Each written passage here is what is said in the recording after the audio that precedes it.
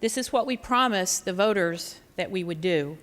When we passed the historic water bond last year, we said we would continue to revisit it and we should do whatever it took to move this forward, and that we would continue to do that. The package before us today is the first step in fulfilling that obligation and in helping bring relief to Californians suffering the effects of the drought. We would also take additional steps as needed going forward. But the severity of the drought requires that actions start now. Delay for the sake of addressing every single outstanding issue or need would be irresponsible. We have the opportunity to do that moving forward as we move into the budget process in June. I do want to thank the members who've worked so hard in putting these bills together. And yes, we have a lot more work to do. Our work is in no way done. We have oversight. We have certainly a lot to do that we need to continue to focus on. So today is by no means an end to the work that we have to do. I want to thank all the members for the support of these bills that have come from every part of California. It's a reminder that in times of crisis, we are one state. We have the opportunity, again, today to be one state. But I want to, just to address the issue raised by my colleague and the Republican leader, we have a process in place right now. It's called the Administrative Procedures Act. We use it in every other agency within this state to ensure that there is due process and right to cure. And we've heard these arguments before.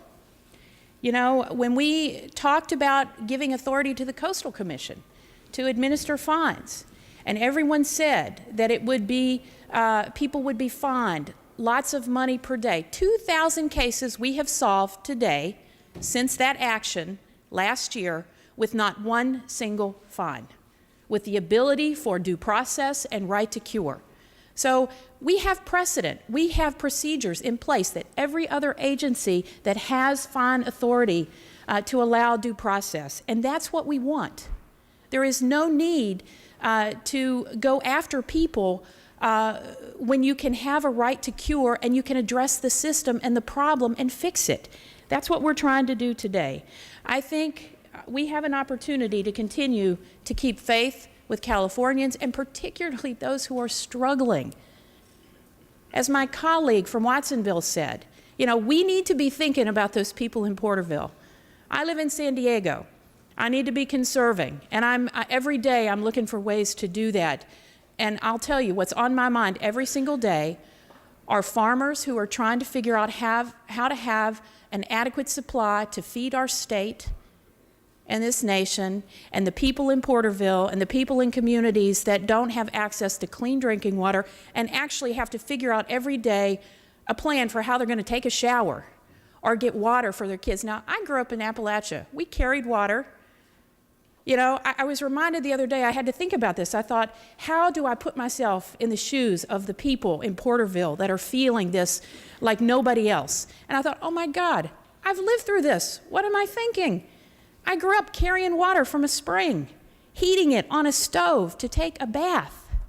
So, you know what? We have the ability to make sure. I find it outrageous that we have people in our state that have to live like that in the richest state, in the richest country in the world. So we can talk about how to make it fair and due process, and we have.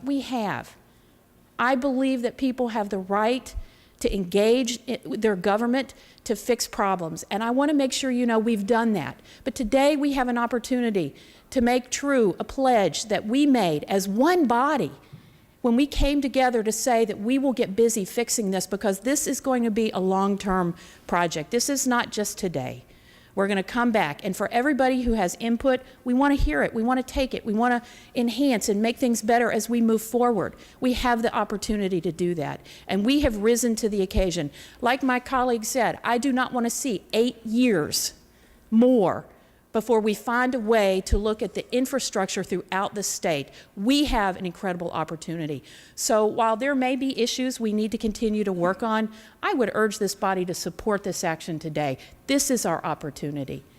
And you're going to have opportunities moving forward to continue to be part of this dialogue. And I appreciate everyone that has been part of it, particularly as we look for real solutions.